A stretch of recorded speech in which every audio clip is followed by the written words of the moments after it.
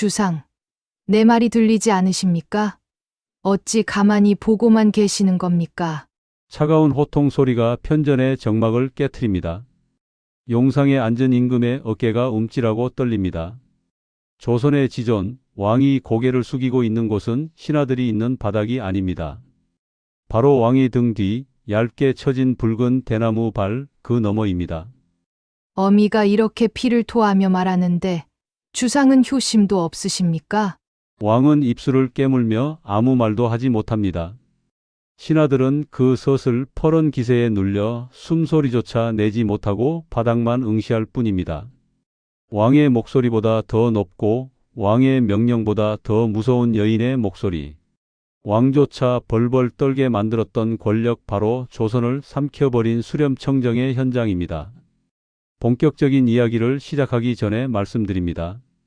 오늘 들려드릴 이야기는 조선 왕조실록, 연려실 기술, 그리고 최근 학계의 세도정치 연구 논문들을 바탕으로 재구성했습니다. 여러분의 구독과 좋아요는 역사 라디오가 더 깊이 있는 이야기를 만드는 큰 힘이 됩니다. 감사합니다. 조선이라는 나라는 참으로 묘한 모순을 가진 국가였습니다. 건국 초기부터 여불관사라고 하여 여인은 집안의 안주인일 뿐 바깥일, 특히 정치에는 절대 관여해서는 안 된다는 원칙을 철저히 지켰습니다. 아무리 왕비라 해도 정사에 개입하는 순간 암탉이 울면 집안이 망한다는 비난을 피할 수 없었던 철저한 남성 중심의 유교 국가였지요. 그런데 참 이상하지요? 그토록 엄격했던 금기를 깨고 조선 역사상 가장 막강한 권력을 휘둘렀던 이들은 정작 왕이 아니라 그 뒤에 앉은 여인들이었습니다. 어떻게 이런 일이 가능했을까요? 그 비밀은 바로 유교가 목숨처럼 여겼던 또 다른 가치효에 숨어 있었습니다. 시간을 거슬러 올라가 이 기묘한 시스템이 처음 자리 잡던 때를 살펴보겠습니다. 왕조 국가에서 가장 큰 위기는 왕이 갑자기 세상을 떠났는데 뒤를 이을 세자가 너무 어릴 때 찾아옵니다. 10살 남짓한 어린아이가 복잡한 국정을 운영하고 노예한 신하들을 상대하기란 불가능한 일입니다.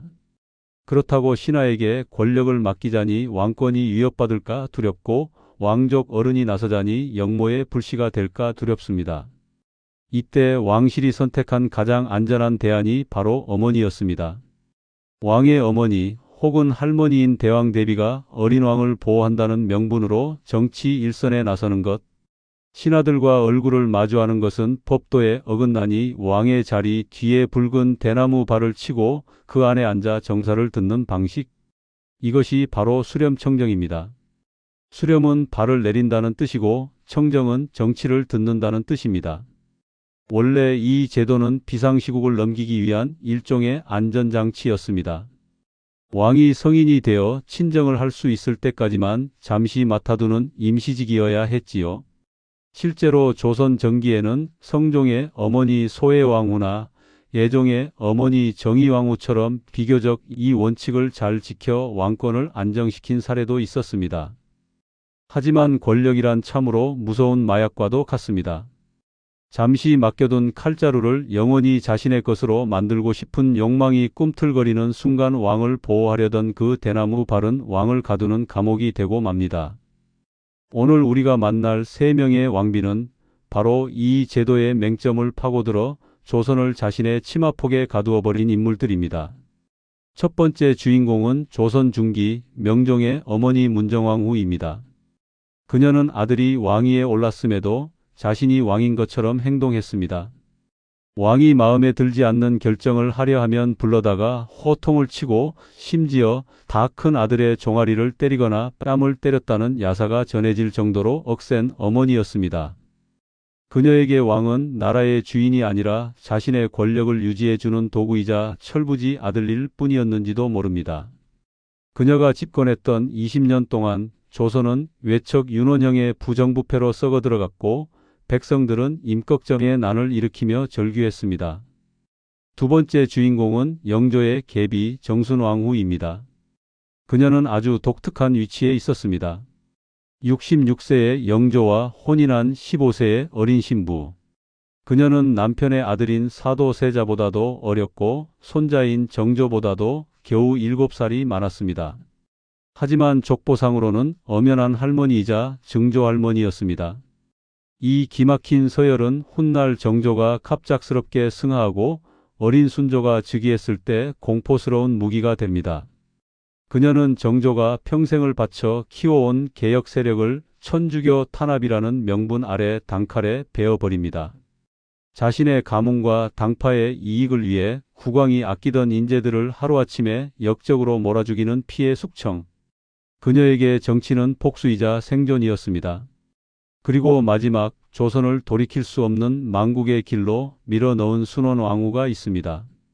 앞선 두 왕비가 그나마 정치적 야망을 가진 정치가였다면 순원왕후는 나라를 통째로 들어 친정 가문에 바친 가문의 대리인에 가까웠습니다. 그녀는 안동 김씨 가문의 영광을 위해 똑똑한 왕족들은 철저히 배제하고 강화도에서 농사짓던 무지한 청년을 데려와 왕으로 앉혔습니다. 바로 철종입니다. 왕이 그를 모르고 정치를 모를수록 친정 식구들이 해먹기는 더 좋았기 때문입니다. 그녀의 시대에 이르러 조선의 공적 시스템은 완전히 붕괴했고 돈으로 벼슬을 사고 파는 매관매직이 판을 치는 세상이 되었습니다. 우리는 흔히 왕이 무능해서 조선이 망했다고 생각합니다. 하지만 그 이면을 들여다보면 왕이 눈과 귀를 가린 채 허수아비가 될 수밖에 없었던 구조적인 비극이 있었습니다. 신하들은 왕보다 왕비의 눈치를 살폈고 왕비의 친정 오라비에게 줄을 서야 출세할 수 있었습니다.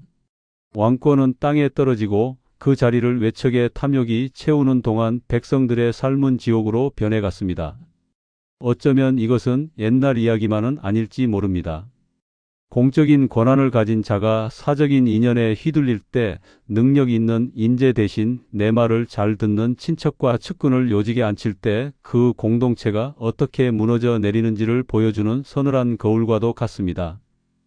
화려한 궁중 의상 속에 감춰진 비정한 권력의 민낯. 아들을 보호한다는 명분 아래 아들의 숨통을 조였던 비뚤어진 모성. 가문의 영광을 위해 나라의 기둥뿌리를 뽑아버린 위험한 선택들.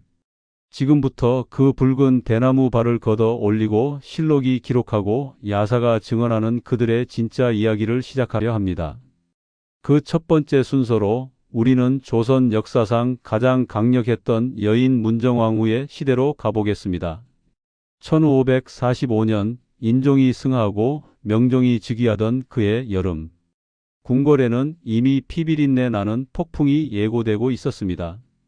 1545년 음력 7월 1일 창경궁 명정전에는 비통한 곡소리가 하늘을 찌르고 있었습니다.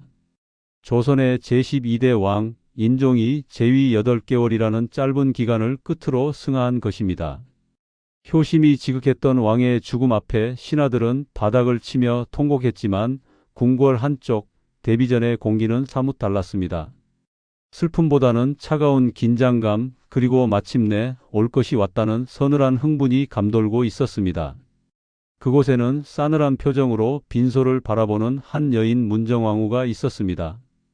앞서 붉은 대나무 발 뒤에서 어린 왕을 호령하던 그 목소리의 주인공이 드디어 역사의 전면에 등장하는 순간입니다.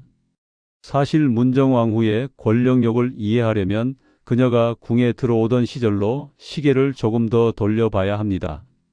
그녀는 중종의 첫 번째 부인이 아니었습니다. 중종에게는 조강지처였던 단경왕후 신씨가 있었지만 쫓겨났고 그 다음 들어온 장경왕후 윤씨는 세자 훗날의 인종을 낳고는 일찍 세상을 떠났지요. 그 빈자리를 채우기 위해 세 번째로 간택되어 들어온 사람이 바로 문정왕후였습니다. 이때 그녀의 나이 겨우 17이었습니다. 꽃다운 나이에 젖먹이 세자를 키워야 하는 계모의 자리로 들어온 것입니다. 처음에는 그녀도 지극정성으로 세자를 돌봤다고 합니다. 실록에 따르면 세자를 자기 배로 낳은 아이처럼 아꼈다고 기록되어 있을 정도니까요. 하지만 이 평화는 오래가지 못했습니다.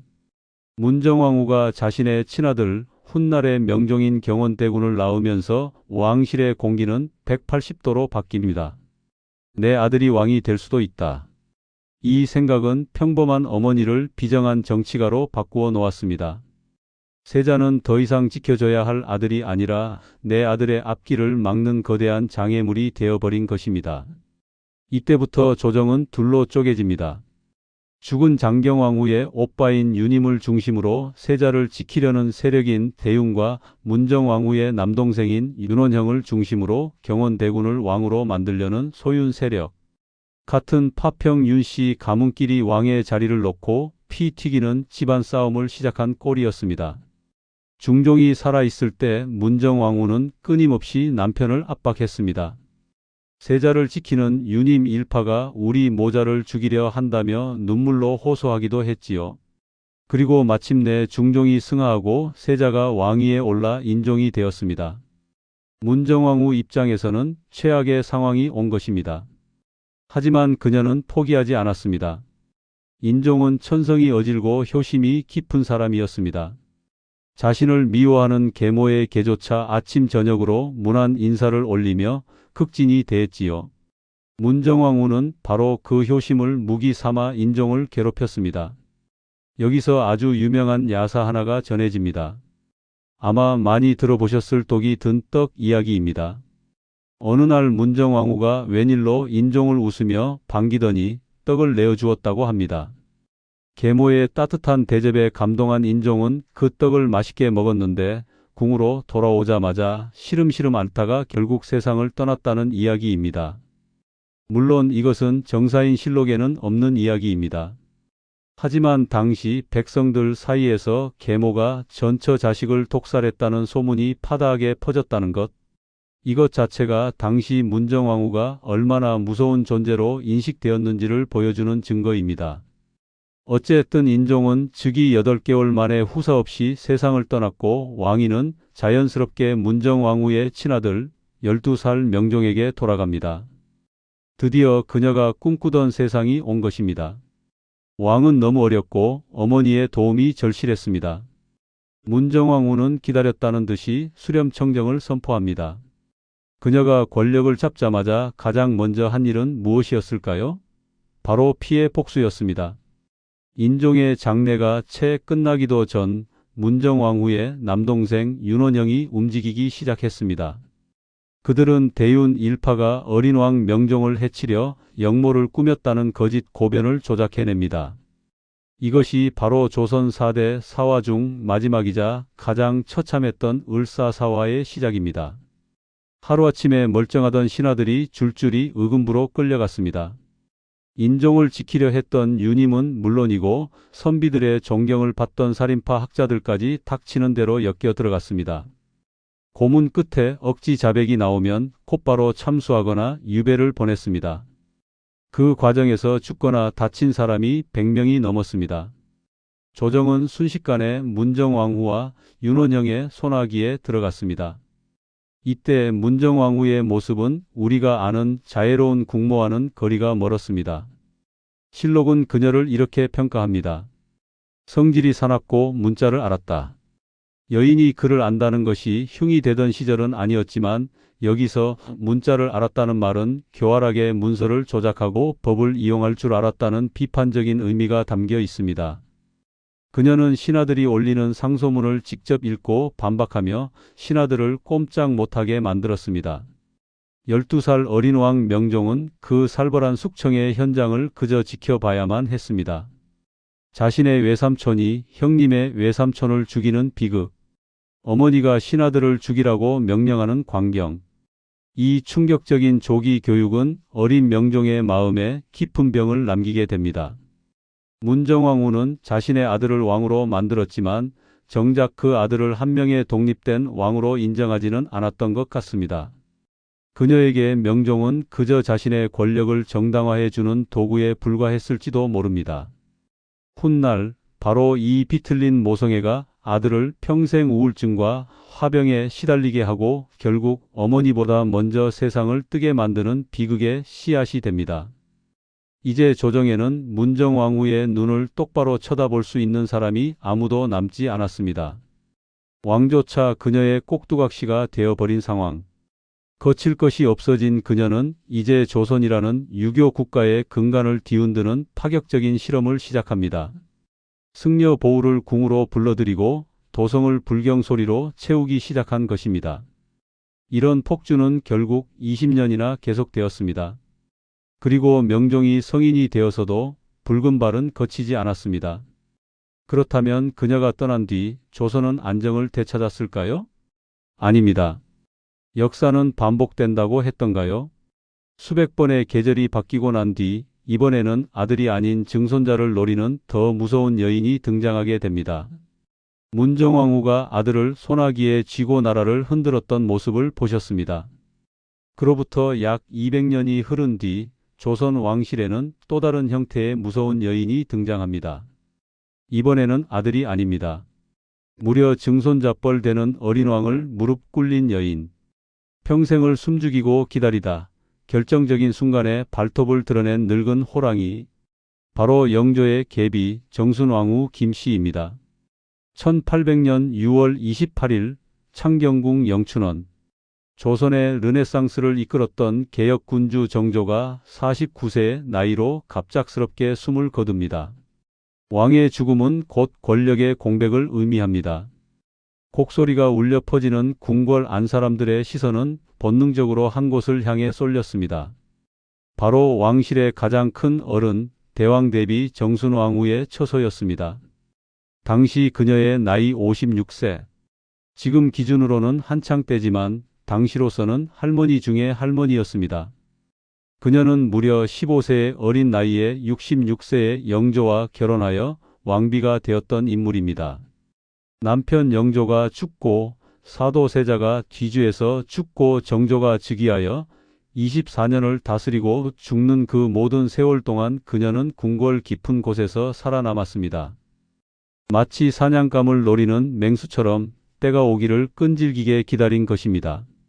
정조가 승하하고 그의 어린 아들 순조가 11세의 나이로 즉위하자 그녀는 주저없이 수렴청정을 선포합니다.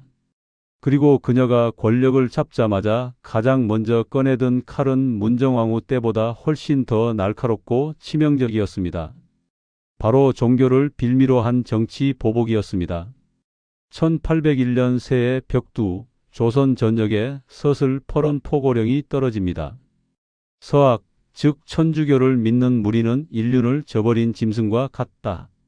이들을 뿌리 뽑아 나라의 기강을 바로잡겠다. 이것이 바로 조선 최대의 천주교 탄압 사건인 신유박해의 시작입니다. 표면적으로는 사교를 금지한다는 명분이었습니다. 하지만 그 속내를 들여다보면 섬뜩한 정치적 계산이 깔려 있었습니다. 당시 천주교를 받아들이고 연구했던 이들은 누구였을까요? 대부분 정조가 아꼈던 개혁 세력, 남인 학자들이었습니다. 다산 정약용, 그의 형 정약전과 정약종, 그리고 조선 최초의 세례자 이승훈. 이들은 정조의 총애를 받으며 노론 중심의 기득권 세력을 위협했던 인재들이었습니다. 정순왕후와 그녀의 친정인 노론 벽파 세력에게 천주교는 이 눈의 가시 같은 정적들을 한 방에 보낼 수 있는 최고의 먹잇감이었던 셈입니다. 너희가 믿는 종교는 제사를 거부하니 너희는 부모도 모르는 폐륜아들이다. 유교 국가 조선에서 폐륜이라는 딱지는 곧 사회적 사형 선고나 다름없었습니다. 이때의 공포가 어느 정도였는지 상상이 가십니까? 당시 한양의 의금부와 포도청은 밤낮 없이 끌려온 죄인들의 비명소리로 가득 찼다고 합니다. 단순히 천주교 신자만 잡아들인 게 아니었습니다. 평소 정조의 탕평책을 지지했거나 노론 벽파에게 밉보였던 관리들이 줄줄이 엮여 들어갔습니다. 여기서 우리는 역사책 속의 한 줄 글자가 아니라 당시 현장의 구체적인 장면을 들여다볼 필요가 있습니다. 가장 대표적인 비극의 주인공 정약용 형제의 이야기를 해보겠습니다. 이들은 당대 최고의 천재들이었습니다. 하지만 정순왕후의 서슬 퍼런 명령 앞에서는 그저 나라를 망친 죄인일 뿐이었습니다. 의금부 형문장의 풍경은 지옥도와 같았다고 전해집니다. 셋째 형 정약종은 끝까지 신앙을 버리지 않겠다며 당당하게 죽음을 맞이했습니다. 그는 참수형을 당하는 순간에도 땅을 보고 죽을 수 없다며 하늘을 쳐다보고 목이 베었다는 이야기가 전해질 정도로 기계가 대단했습니다. 하지만 그 대가는 혹독했습니다. 그의 집안은 말 그대로 멸문지와 씨가 말라버렸습니다. 반면 살아남은 정약용과 정약전은 어땠을까요? 살아도 산 게 아니었습니다. 정약용은 배교를 맹세하고서야 간신히 목숨을 건져 유배를 떠납니다. 한양을 떠나던 날, 형 정약전과 동생 정약용이 나주 율정 주막에서 헤어지는 장면은 눈물 없이는 볼 수 없는 생이별이었습니다. 형님, 부디 살아만 계십시오. 아우야, 우리 다시 만날 날이 있겠지. 하지만 그것이 마지막이었습니다. 두 형제는 다시는 살아서 서로의 얼굴을 보지 못했습니다. 정조가 그토록 아꼈던 인재들이 정순왕후의 말 한마디에 머나먼 섬으로 쫓겨나 썩어가게 된 것입니다. 당시 민간에는 이런 소문이 돌았습니다. 대비마마께서 밤마다 무당을 불러 굿을 한다더라. 정조 대왕께서 갑자기 돌아가신 것도 독살된 것이라더라. 물론 독살설은 확인되지 않은 야사입니다. 하지만 백성들이 그런 소문을 믿었다는 것은 당시 정순왕후가 휘두른 권력이 얼마나 공포스럽고 비정했는지를 보여주는 방증입니다. 정순왕후는 여기서 멈추지 않았습니다. 그녀는 백성들을 서로 감시하게 만드는 오가작 통법을 강력하게 부활시켰습니다. 5집을 하나의 조로 묶어 그중 한 집에서 천주교 신자가 나오면 나머지 4집도 함께 처벌하는 연좌제였습니다. 이웃이 이웃을 고발하고 형제가 형제를 의심해야 하는 세상. 사람들은 모여서 밥을 먹다가도 낯선 사람이 나타나면 입을 다물었고 양반집 사랑방에서는 나랏님 욕은커녕 숨소리도 크게 내지 못했습니다. 이 무자비한 숙청의 결과는 무엇이었을까요? 조정은 다시 깨끗해졌을까요? 천만에요. 정조가 24년 동안 공들여 키워온 젊고 유능한 인재들은 모조리 쓸려 나갔습니다. 그리고 텅 빈 그 자리는 누가 채웠을까요? 오로지 정순왕후에게 줄을 선 사람들, 그녀의 친정 식구들 그리고 예스맨들로 채워졌습니다. 비판하는 세력이 사라진 권력, 이것만큼 위험한 것은 없습니다. 신하들은 이제 나라실을 걱정하기보다 데뷔전의 눈치를 보느라 바빴습니다. 왕인 순조는 허수아비가 되어 아무런 결정도 내리지 못했습니다. 정순왕후가 들이운 붉은 발 뒤에서 결제 도장만 찍어주는 기계가 되어버린 것입니다. 그녀는 자신이 위험한 사상을 몰아내고 나라를 구했다고 믿었을지 모릅니다. 하지만 그녀가 휘두른 칼날은 나라의 미래를 싹둑 잘라버린 것과 다름없었습니다. 균형이 무너진 조정, 견제받지 않는 권력. 이것이 훗날 어떤 괴물을 불러오게 될지 당시의 정순왕후는 짐작이나 했을까요? 그녀가 5년여의 수렴 청정을 끝내고 세상을 떠났을 때 사람들은 이제 악몽이 끝났다고 생각했습니다. 하지만 착각이었습니다. 호랑이가 사라진 굴에 더 끔찍한 여우 때가 들어오기 시작했으니까요. 정순왕후가 깔아놓은 견제 없는 권력의 판 위로 조선 역사상 가장 탐욕스러운 가문이 걸어 들어옵니다. 바로 안동 김씨, 그리고 그 중심에 선 또 다른 왕비 순원 왕후입니다. 이제 조선은 왕의 나라도 신하의 나라도 아닌 한 가문이 사유지로 전락할 위기에 처합니다. 왕조차 가문의 인형으로 만들어버린 세도 정치의 진짜 지옥. 다음 챕터 순원 왕후의 이야기에서 그 참혹한 현장을 목격하게 되실 겁니다.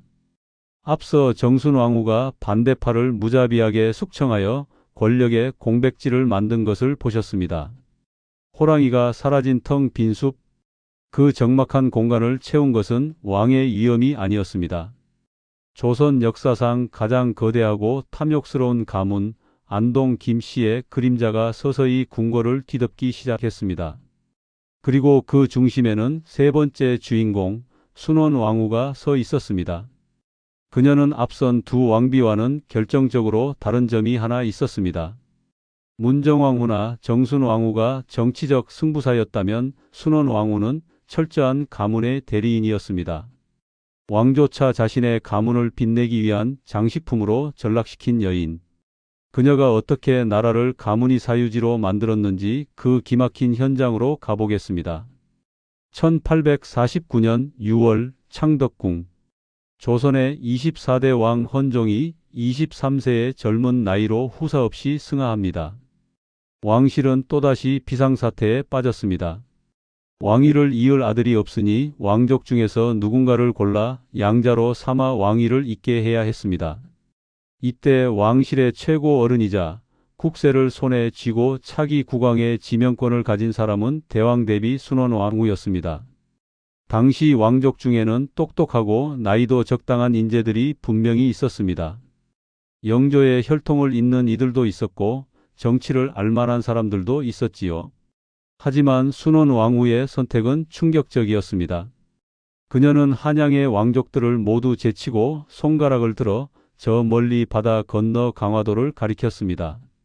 강화도에 살고 있는 이원범을 데려오라. 신하들은 귀를 의심했습니다. 이원범, 훗날의 철종이 되는 인물입니다. 그는 사도세자의 증손자이긴 했지만 영모에 휘말려 집안이 풍비박산나고 강화도로 유배를 간 죄인의 자식이었습니다.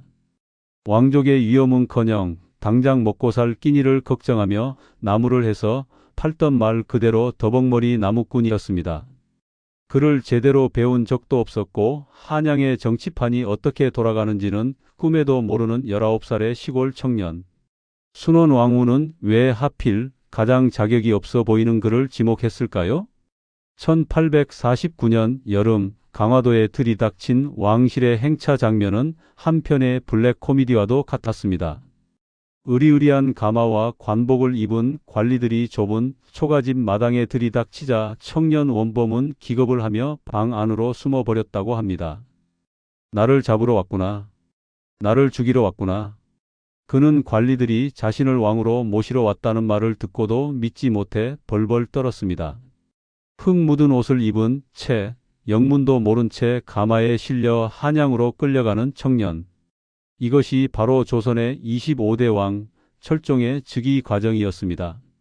사람들은 이를 두고 강화도령의 신분 상승이라며 신기해했을지 모릅니다. 하지만 정치적 관점에서 보면 이것은 순원왕후와 안동 김씨 가문이 기획한 완벽한 인형극의 서막이었습니다. 순원왕후는 왜 그를 선택했을까요? 이유는 단 하나입니다. 무식하고 기반이 없기 때문입니다. 똑똑한 왕은 귀찮습니다. 자기 주장이 강한 왕은 처가 식구들을 견제하려 듭니다. 하지만 난 놓고 기역자도 모르는 시골 청년이라면, 한양에 아는 사람이라고는 단 한 명도 없는 고립무원의 왕이라면, 그는 오로지 자신을 왕으로 만들어준 대비와 그 친정 식구들에게 의지할 수밖에 없습니다. 순원왕후에게 철종은 왕이 아니라 가문의 권력을 유지해줄 가장 안전한 결제 도장이었던 셈입니다. 철종이 즉위하자마자 순원왕후는 당연하다는 듯이 두 번째 수렴청정을 시작합니다. 이미 손잡버린 헌종 때 수렴청정을 한 경험이 있는 그녀에게 증손잡버린 철종을 다루는 건 식은 죽 먹기였습니다. 궁궐 안풍경은 기가 막혔습니다. 경연 왕의 공부 시간에 신하가 글을 올리면 철종은 그 뜻을 몰라 멍하니 앉아 있었습니다. 그러고는 슬그머니 뒤를 돌아봅니다. 붉은 발 뒤에 앉은 순원왕후의 눈치를 살피는 것입니다. 순원왕후가 기침을 하거나 신호를 보내면 그제야 고개를 끄덕이는 왕. 왕의 권위는 바닥에 떨어졌고 모든 결정은 안동 김씨 가문이 사랑방에서 이루어졌습니다. 이때부터 우리가 교과서에서 배웠던 그 지긋지긋한 세도 정치가 완성됩니다. 세도라는 말 원래는 세상을 다스리는 올바른 도리라는 뜻이었습니다. 하지만 안동 김씨 일가가 권력을 잡으면서 그 뜻은 권세, 세자를 쓰는 힘 있는 자가 마음대로 휘두르는 정치로 변질되어 버렸습니다. 제목에서 던졌던 질문, 왕조차 벌벌 떨었다는 말은 비유가 아닙니다. 철종은 실제로 안동 김씨들을 두려워했습니다. 자신의 할아버지와 아버지가 모두 영모로 몰려 비참하게 죽은 기억이 있는 철종에게 안동 김씨는 생사여탈권을 쥔 저승사자나 다름없었습니다. 그는 왕임에도 불구하고 안동 김씨 가문이 눈밖에 나면 언제든 다시 강화도로 쫓겨나거나 죽을 수 있다는 공포 속에 살았습니다. 심지어 안동 김씨 가문의 김문근이 자신의 딸을 철종의 왕비로 들이밀었을 때도 철종은 거부할 힘이 없었습니다. 왕의 장인마저 안동 김씨가 차지하면서 그들은 왕의 앞, 뒤, 옆을 완벽하게 포위해 버렸습니다. 이 구조적인 모순. 이것이 바로 순원왕후가 만든 세상의 정체입니다. 그녀는 왕실의 어른으로서 국가의 안위를 걱정한 것이 아닙니다. 어떻게 하면 우리 친정 가문이 대대로 부귀영화를 누릴 수 있을까? 이 질문에 대한 답으로 바보왕을 선택했고 국가 시스템의 사유화를 선택한 것입니다.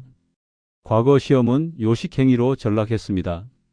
안동 김씨에게 줄을 서지 않으면 장원급제는 꿈도 꿀 수 없었습니다. 벼슬 자리에 가격표가 붙었습니다. 군수 자리는 얼마, 감사 자리는 얼마. 돈을 싸 들고 온 자들이 관직을 샀습니다. 돈을 주고 벼슬을 산 탐관 오리들은 본전을 뽑기 위해 백성들을 쥐어짜기 시작했습니다. 우리가 아는 삼정의 문란은 지방관리 몇몇의 일탈이 아니라 순원왕후와 안동 김씨가 만든 중앙 권력의 부패가 지방 말단까지 퍼져나간 필연적인 결과였습니다. 나라의 국가는 비어가고 국방력은 무너졌습니다. 하지만 안동 김씨 가문의 창고는 썩어나는 고기와 쌀로 가득 찼다고 합니다. 한양의 북촌, 안동 김씨들이 모여 사는 동네는 금관자가 빗자루로 쓸어 담을 만큼 많다는 말이 돌 정도로 호화로웠습니다. 반면 바로 그 시각 궁궐 안에 철종은 술과 여색에 빠져들고 있었습니다. 자신이 할 수 있는 일이 아무것도 없다는 무력감.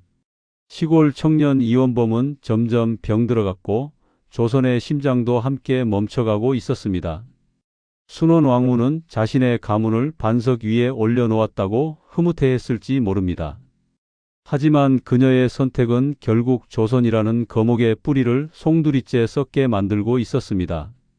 권력이 한 가문의 소유물이 되었을 때, 국가가 시스템이 아니라 인맥으로 돌아갈 때 그 피해는 고스란히 누구에게 돌아갔을까요?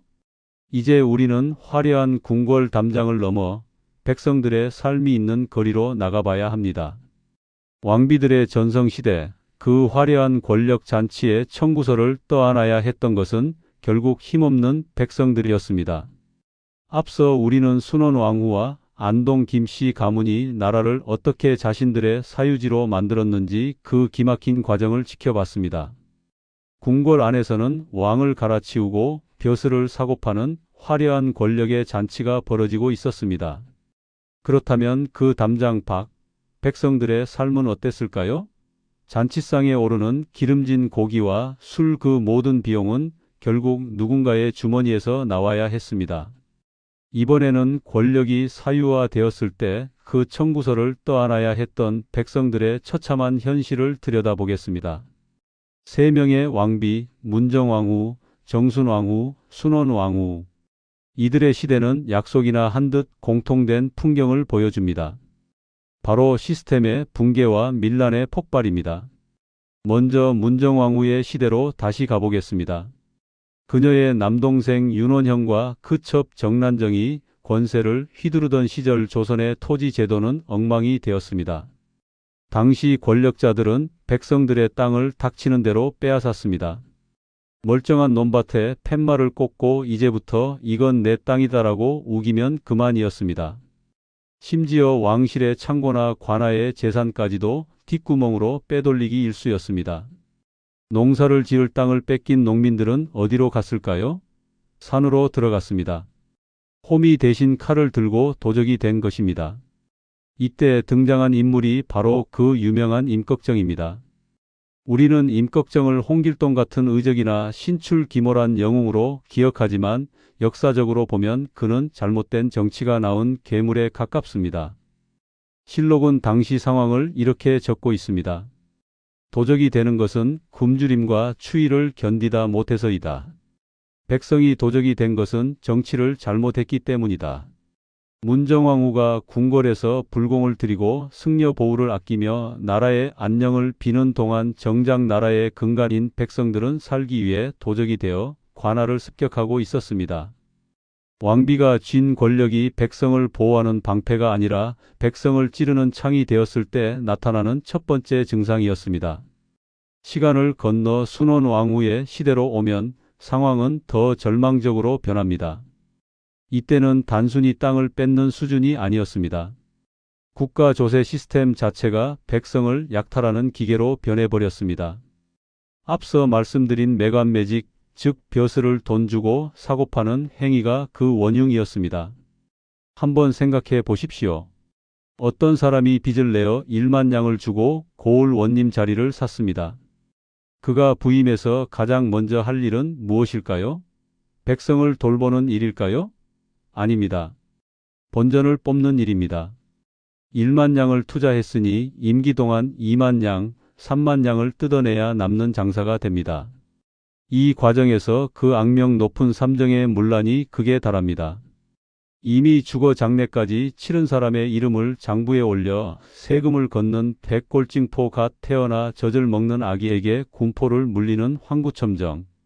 심지어 굶주린 백성들에게 나라 곡식을 빌려준다면서 모래와 겨가 반쯤 섞인 썩은 쌀을 강제로 떠넘기고 나중에 갚을 때는 최상급 쌀로 갚게 만드는 고리대업까지 성행했습니다.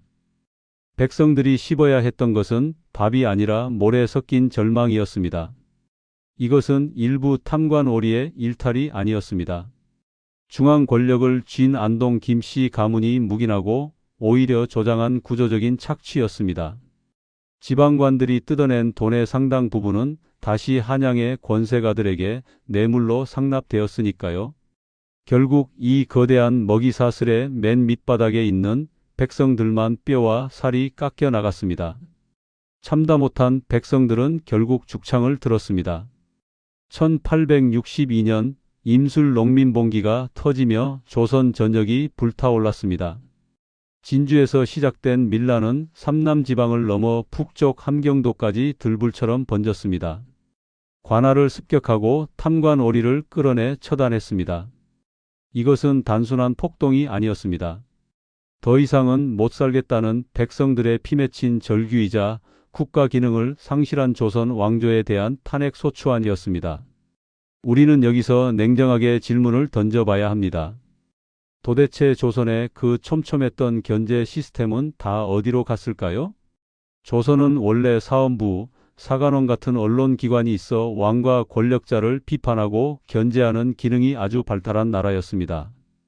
그런데 2세 왕비의 시대에는 왜 이 시스템이 작동하지 않았을까요? 그 답은 사적인 관계가 공적인 시스템을 압도했기 때문입니다.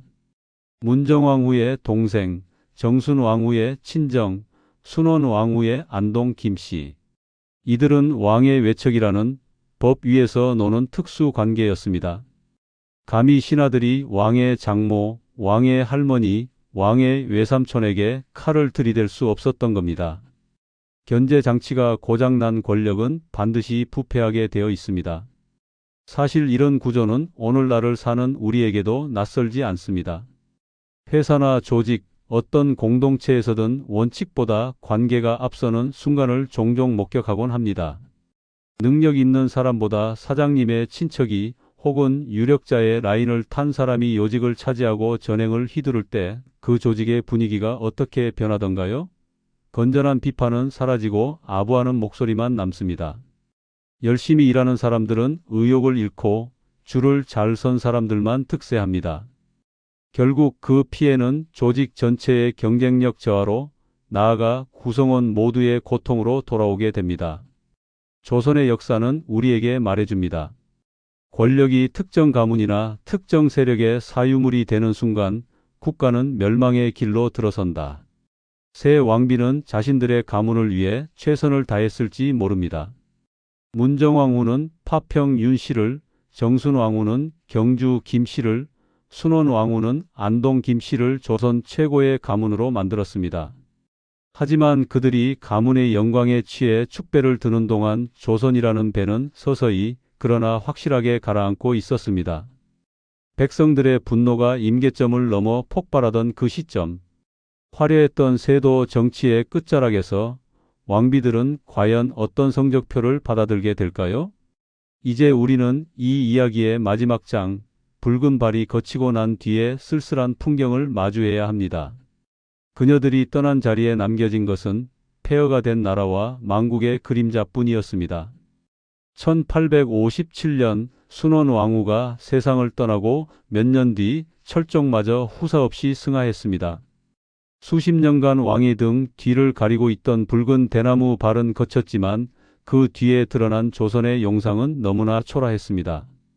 주인을 잃은 권력은 흥선대원군이라는 새로운 인물의 등장을 불렀고 조선은 급격한 개화의 물결 속에서 방향을 잃고 표류하게 됩니다. 오늘 우리는 조선 역사를 뒤흔든 세 명의 여인 문정왕후, 정순왕후, 순원왕후의 삶을 따라가 보았습니다. 처음에 던졌던 질문을 다시 한번 떠올려 봅니다. 그들은 단지 권력에 미친 악녀였을까요? 아니면 시대를 잘못 만난 불운한 정치가였을까요? 이제 역사의 먼지가 가라앉은 자리에서 그들이 남긴 성적표를 냉정하게 확인해 볼 시간입니다. 권력의 정점에서 그토록 화려했던 그녀들의 말로는 어땠을까요? 문정왕후가 죽자마자 그녀가 평생을 바쳐 키워온 동생 윤원형과 첩 정난정은 비참한 최후를 맞이했습니다.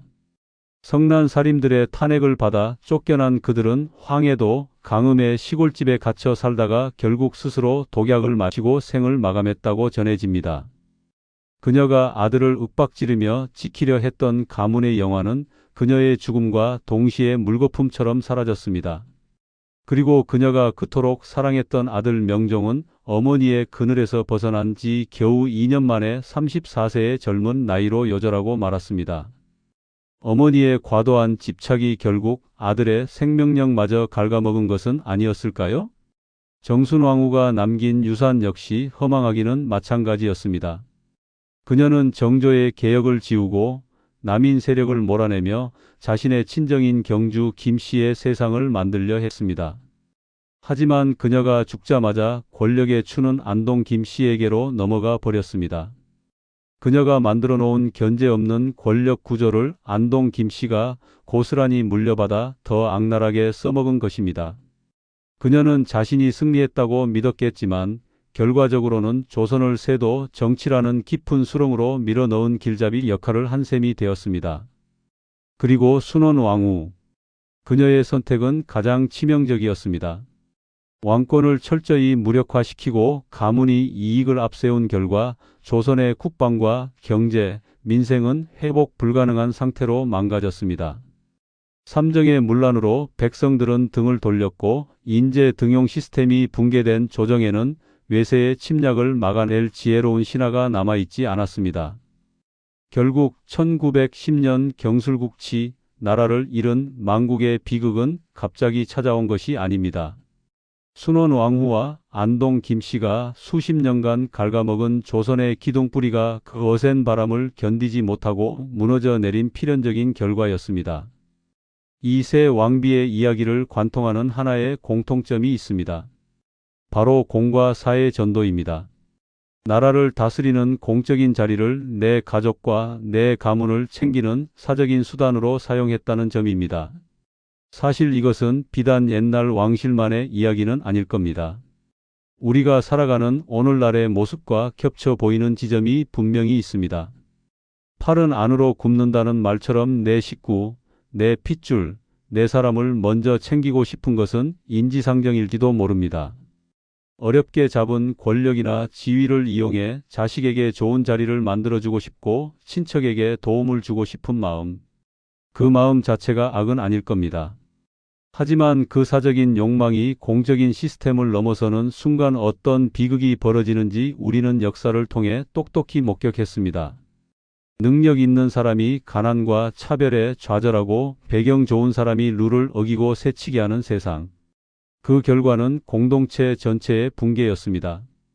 문정왕후의 빗나간 모성, 정순왕후의 폭수심, 순원왕후의 가문 이기주의는 결국 나와 내 가족만 잘 살면 된다는 믿음이 나라 전체를 어떻게 병들게 하는지를 보여주는 반면교사입니다. 여기서 조심스럽게 여러분께 질문을 하나 던져봅니다. 만약 여러분이 그 시절 붉은 발 뒤에 앉은 왕비였다면 어떤 선택을 하셨겠습니까? 친정 식구들이 우리 좀 살려달라, 한 자리만 달라고 매달릴 때 그 청탁을 매몰차게 뿌리치고 외로운 군주의 길을 갈 수 있었을까요? 아니면 그래도 피는 물보다 진하다며 문을 열어주었을까요? 역사 앞에서 나는 절대 그러지 않았을 것이다라고 자신 있게 말하기란 참으로 어려운 일인 것 같습니다. 권력은 유한하고 역사는 무한합니다. 새 왕비는 한 시대를 호령했지만 오늘날 그들에게 남은 이름은 위대한 지도자가 아니라 나라를 망친 장본인이라는 불명예 뿐입니다. 그들이 지키려 했던 가문도 권력도 재물도 세월의 이끼 속에 묻혀버렸지만 그들이 남긴 상처는 500년이 지난 지금도 우리에게 묵직한 교훈으로 남아 있습니다. 역사는 말합니다. 사적인 욕망을 이기는 공적인 책임감만이 결국 나와 내 가족 그리고 우리 모두를 지키는 가장 단단한 울타리가 된다고 말입니다. 오늘 우리가 살펴본 조선 왕비들의 그림자가 지금 우리가 서 있는 자리를 다시 한번 돌아보게 만드는 거울이 되었기를 바랍니다. 오늘 이야기는 여기까지입니다. 치열했던 권력의 역사, 그 뒤안길을 걷느라 오늘 하루도 고생 많으셨습니다. 역사 라디오가 여러분의 고단한 하루 끝에 작은 생각거리가 되었기를 바랍니다. 오늘 영상이 흥미로웠다면 구독과 좋아요, 알림 설정 부탁드립니다. 여러분의 작은 관심이 더 좋은 역사 콘텐츠를 만드는 큰 힘이 됩니다. 댓글로 오늘 이야기 중 가장 기억에 남는 왕비는 누구인지 혹은 다음에 다뤘으면 하는 역사 속 인물이 있다면 남겨주세요. 여러분들의 소중한 의견 기다리겠습니다. 감사합니다.